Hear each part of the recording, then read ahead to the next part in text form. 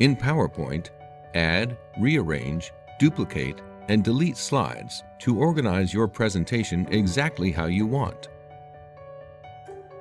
To add a new slide, select the slide you want your new slide to follow. Select Home, New Slide. Select a layout and the new slide will appear. To delete a slide, right-click it in the thumbnail pane and select Delete Slide.